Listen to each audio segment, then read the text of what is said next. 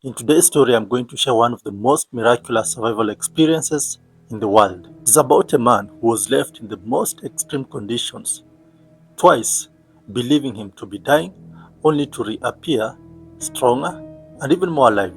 After listening to today's story, you realize that not only physical resilience could do this, it had to be something beyond earth.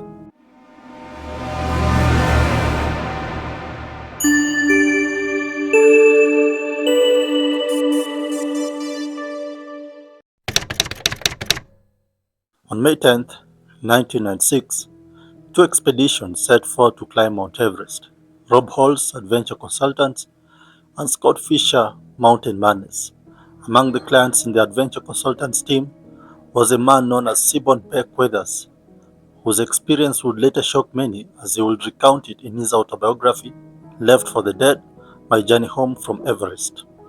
Beckweathers was born in 1946 to a military family, so by the time of the expedition to climb Mount Everest in 1996, he was 49 years. He was a family man, married with two children, and professionally, he was a pathologist. In 1986, Beckweathers enrolled in a mountaineering course and later decided to climb the seven summits.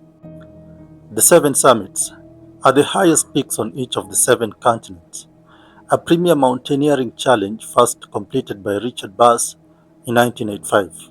The summits include Everest in Asia, Aconcagua in South America, Denali in North America, Kilimanjaro in Africa, Elbrus in Europe, Vinson in Antarctica, and Carstensz Pyramid or Kosciuszko in Oceania.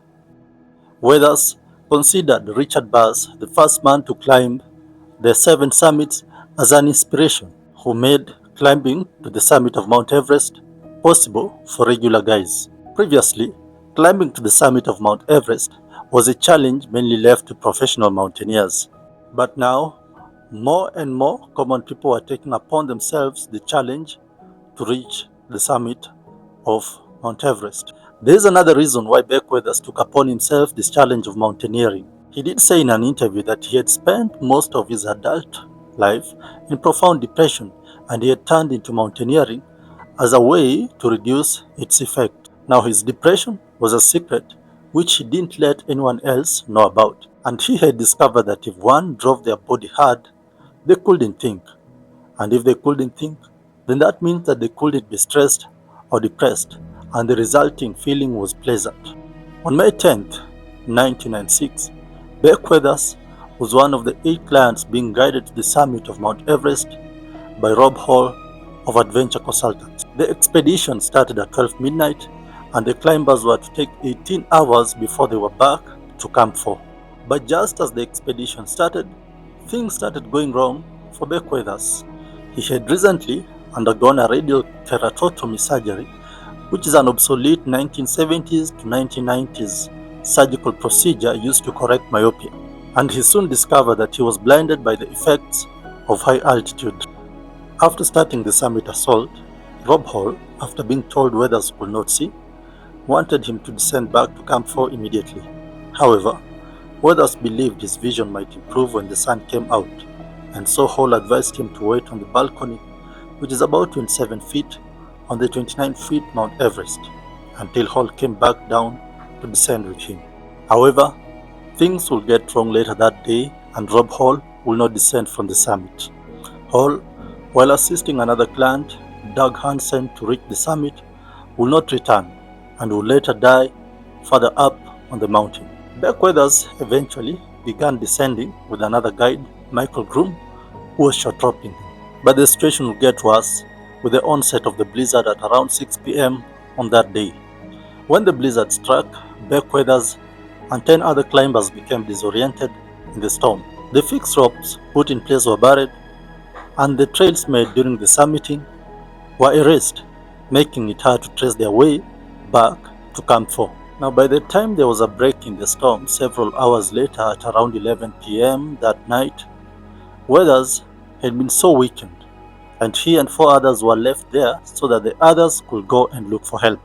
Anatoly Bukriv, a guide on another expedition led by Scott Fisher, who had descended much earlier, came back to rescue Weathers and the other 4 that had been left there. But surprisingly, when he came back, he found that Weathers was missing. He was nowhere to be found. He had stood up, wandered, and disappeared into the night.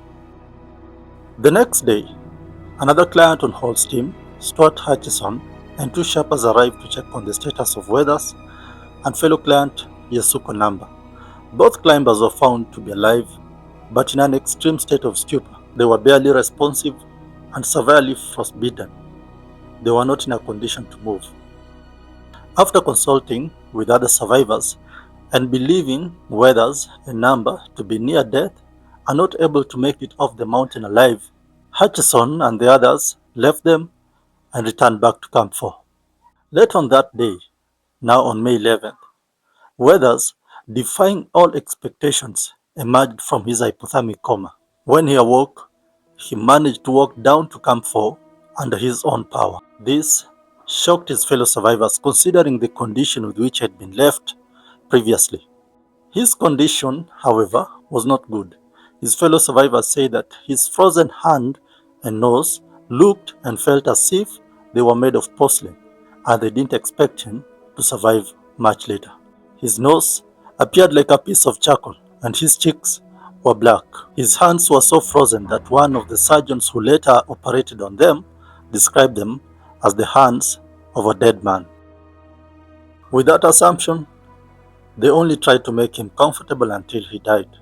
Despite receiving oxygen and attempts to rewarm him, Weathers was practically abandoned again on the next morning, 12th May, after a storm collapsed his tent overnight, and the other survivors again thought he died.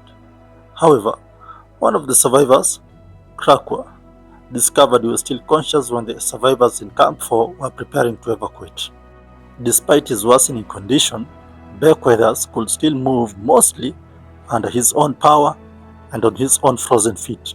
He had survived another freezing night in a tent alone, unable to eat, drink, or even cover himself with the materials with which they had provided him to cover himself. His cries for help could not be heard above the blizzard, and even the other survivors were surprised to see him alive and coherent the following morning. Weathers was later helped to walk on frozen feet to a lower camp where he was the subject of the highest altitude medical evacuation ever performed by a helicopter up until that time. After he was evacuated from the Western Rim, his right arm was amputated halfway between the elbow and wrist. All 4 fingers and his thumb on his left hand were also amputated, as well as the parts of both feet. His nose was amputated and reconstructed with tissue from his ear and forehead. He had survived, but he would live with the marks of the fateful day. Weathers published his book about the Everest experience and his life. The title of the book is Left for the Dead: My Journey Home from Everest in 2000. And as a pathologist, he still continues practicing medicine and delivering motivational speeches. He lives in Dallas, Texas, and was on the pathology staff at Medical City Dallas Hospital. His Everest experience was also captured in John Crocker's book Into Thin Air and the films Into Thin Air, Death on Everest 1997, Everest 1998, and Everest 2015. That was one of the most miraculous survival experiences on Mount Everest. Let me know what you think about today's story, and this is Beyond Earth, your go-to channel when you want stories about paranormal events, strange phenomena, and even miracles that happened recently. If you are a fan of such stories, take a moment to subscribe, like the video, and share the comment where you're watching us from. As usual, see you in the next story.